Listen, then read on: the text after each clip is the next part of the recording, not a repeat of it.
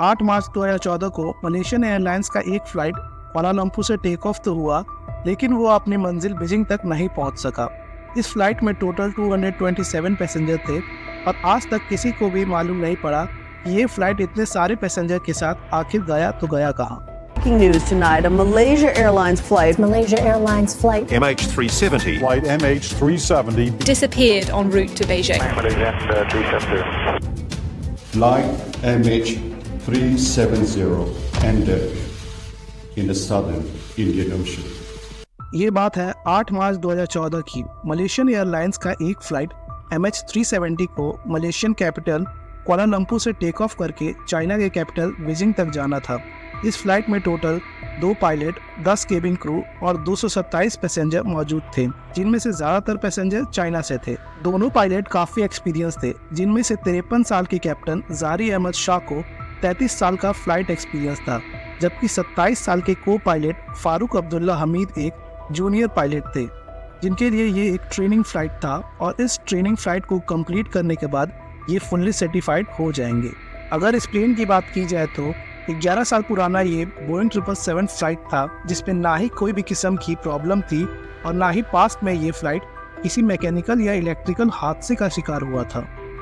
बताने का मेन मकसद सिर्फ इतना है कि ये फ्लाइट मलेशिया और चाइना के बीच में चलने वाली एक बिल्कुल नॉर्मल फ्लाइट थी, जो रोजाना 5 घंटे 34 मिनट में मलेशिया से चाइना या फिर चाइना से वापस मलेशिया जाती थी। दिन था 8 मार्च 2014 का।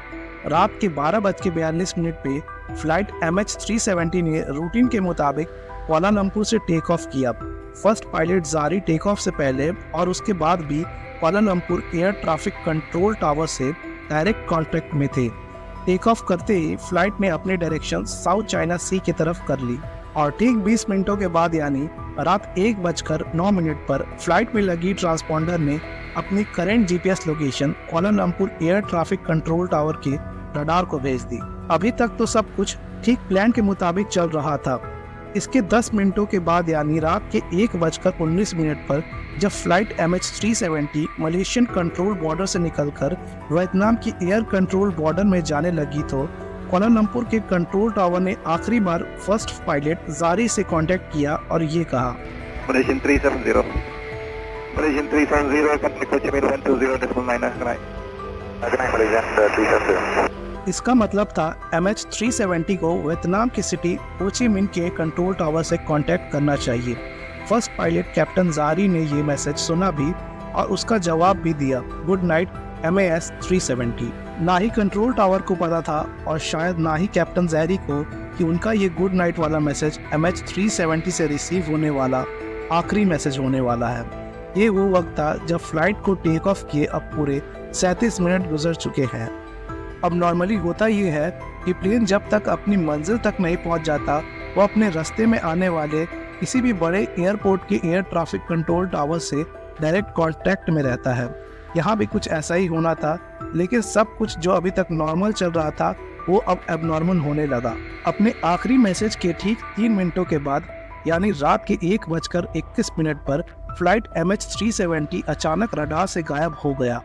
यानी कुआलालंपुर और हो ची मिन दोनों के रडार से प्लेन पूरी तरीके से गायब हो चुका था। अब ये बात कुआलालंपुर टावर के लिए तो बिल्कुल नॉर्मल थी, क्योंकि उन्होंने सोचा कि ये MH370 अब वियतनाम के एयर स्पेस पर अराइव हो चुकी होगी, इसीलिए उनके रडार से गायब हो गया। लेकिन जब हो ची मिन टावर ने फ्लाइट MH370 को अपने रडार से गायब होते देखा तो उन्हें कुछ गड़बड़ लगा। उन्होंने फौरन कैप्टन से हालचाल लेने के लिए वायरलेस किया तो आगे से किसी का भी कोई जवाब नहीं आया। अगले 18 मिनटों तक हो ची मिन टावर ने MH370 से कांटेक्ट करने की कोशिश करता रहा, लेकिन कैप्टन की तरफ से फिर भी कोई जवाब नहीं आया और तभी हो ची मिन टावर ने कुआलालंपुर टावर से कांटेक्ट किया और उनको सिचुएशन का अपडेट दिया। अब नॉर्मली इस कंडीशन में 1 घंटे के अंदर अंदर रेस्क्यू सेंटर को इन्फॉर्म करना होता है, लेकिन कुआलालंपुर कंट्रोल टावर ने पूरे 4 घंटों के बाद एरोनॉटिकल रेस्क्यू कोऑर्डिनेशन सेंटर को इन्फॉर्म किया और तब तक काफी देर हो चुका था। सुबह के 6:15 हो चुके थे और यही वो टाइम था जब MH370 को बीजिंग में लैंड करना था। एक उम्मीद थी कि फ्लाइट अपने वक्त पर बीजिंग लैंड कर जाए, लेकिन वहां से भी कोई अच्छी खबर नहीं आई। सुबह 6:32 पर ठीक उसी जगह जहां से प्लेन गायब हुई थी वहां एक सर्च ऑपरेशन स्टार्ट किया गया, जिसमें 7 कंट्रीज की 34 शिप्स और 28 एयरक्राफ्ट्स ने फ्लाइट MH370 को गल्फ ऑफ थाईलैंड और साउथ चाइना सी के बॉर्डर पे ढूंढना शुरू किया, लेकिन वहां भी प्लेन का नामो निशान तक नहीं मिला। इस वक्त तक पूरी दुनिया को इस इंसिडेंट का पता चल चुका था। टीवी, न्यूज, वेबसाइट और सोशल मीडिया सबके सब सिर्फ यही न्यूज दिखा रहे थे। इस दौरान कई देशों की इन्वेस्टिगेशन टीम भी सर्च ऑपरेशन का हिस्सा बन गई। प्लेन का अचानक से सारे रडार से गायब हो जाना वाकई किसी को भी हजम नहीं हो रहा था, और अगर वो समंदर में क्रैश भी होता तो इतना बड़ा फ्लाइट है तो कोई ना कोई चीज तो पानी में तैरती हुई जरूर नजर आती। अगले पूरे 4 दिनों तक ये सर्च ऑपरेशन चलती रही, पर कहीं से भी कोई अच्छी खबर नहीं आई। लेकिन फिर चौथे दिन एक खबर आई जिसने सभी रेस्क्यू ऑपरेशन टीम को हिला कर रख दिया। 8 मार्च को 1:21 पर फ्लाइट MH370 जब रडार से गायब हुई थी तो वो सिविलियन रडार से गायब हुई थी, लेकिन मलेशियन मिलिट्री के एक रडार पे वो अगले 1 घंटे तक शो होती रही, और उसके बाद जो कुछ हुआ वो कुछ यूं था। सिविलियन रडार से गायब होने के बाद फ्लाइट ने चंद मिनटों के लिए राइट में जाना शुरू किया और फिर यू टर्न करके वापस मलेशिया की तरफ टर्न किया। पूरे 31 मिनटों के बाद फ्लाइट ने मलेशिया के शहर पिनांग को क्रॉस किया और फिर मलक्का स्ट्रेट की तरफ टर्न कर गया। आखिरी बार जहां तक मिलिट्री रडार की रेंज थी, फ्लाइट MH370 को इंडियन ओशन के इस पॉइंट तक डिटेक्ट किया गया, और इस वक्त रात के 2:22 हो रहे थे। अब इसके बाद MH370 ना ही मिलिट्री रडार पे शो हुआ और ना ही किसी सिविलियन रडार पे।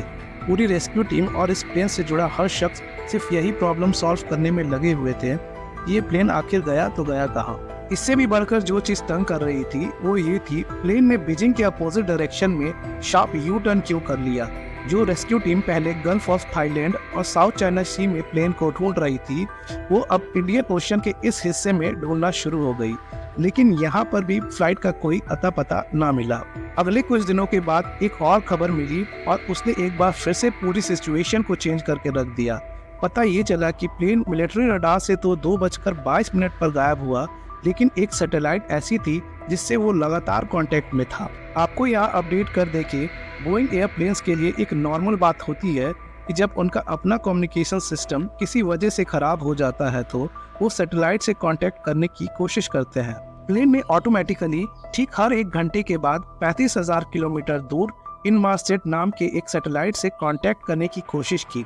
इस सैटेलाइट पे सेव डेटा की मदद से एक्सपर्ट्स ने एक कॉम्प्लेक्स कैलकुलेशन परफॉर्म किया, तो आखिर फ्लाइट MH370 की अगले मूव का भी पता चल गया।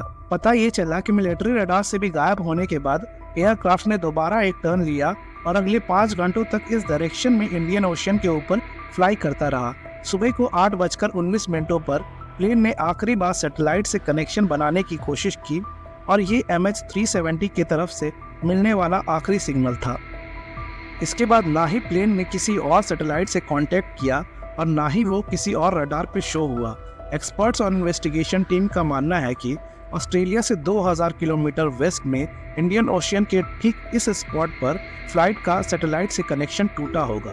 तो इस बात की काफ़ी ज़्यादा चांसेस है कि MH370 इसी कर्व्ड स्पॉट्स में ही कहीं फ्यूल खत्म होने की वजह से क्रैश हो गया। इंडियन ओशन का ये हाईलाइटेड कर्व्ड हिस्सा पूरे इंडिया से भी बड़ा है और यहाँ पर स्टार्ट किया गया एक deep sea search operation. MH370 को ढूंढना बहुत ज़रूरी था, क्योंकि जब तक प्लेन और उसका ब्लैक बॉक्स नहीं मिलेगा तब तक ये पता नहीं चलेगा कि क्रैश से पहले प्लेन के अंदर क्या कुछ हो रहा था। कई महीने नहीं बल्कि कई साल तक यहाँ प्लेन को ढूंढने का सर्च ऑपरेशन चलता रहा, लेकिन यहाँ पर भी प्लेन का कोई सुराग नहीं मिला। 3 सालों के बाद डीप सी सर्च ऑपरेशन को आखिर खत्म कर दिया गया। $160 से भी ज्यादा खर्चा हो चुका था। सर्च ऑपरेशन के दौरान प्लेन का तो कोई अता पता नहीं मिल सका, लेकिन 2015 में यानी प्लेन के गायब होने के 1 साल बाद प्लेन का एक राइट फ्लैपरॉन तैरता हुआ आइलैंड ऑफ रीयूनियन के बीच पे जा पहुंचा। ये प्लेन का वो हिस्सा होता है जो लैंडिंग के वक्त काम आता है। मिलने वाले इस फ्लैपरॉन पर जब इन्वेस्टिगेट किया गया तो ये पता चला कि MH370 पानी में क्रैश हुआ उस वक्त फ्लैपरॉन एक्सटेंडेड नहीं था। इसका मतलब ये है कि पानी में क्रैश होते वक्त फ्लाइट अपने नोज के बल समंदर में गिरा होगा। अगले कई सालों के दौरान फ्लाइट के कई और हिस्से भी अफ्रीका के बीच से मिले, लेकिन आज तक प्लेन या उसमें बैठे पैसेंजर का कोई सुराग ना मिल सका। मलेशियन फ्लाइट MH370 के अंदर गायब होने से पहले क्या कुछ हुआ, ये आज तक किसी को भी मालूम नहीं है। आज के इस वीडियो के लिए इतना ही। मिलते हैं किसी नई वीडियो के साथ।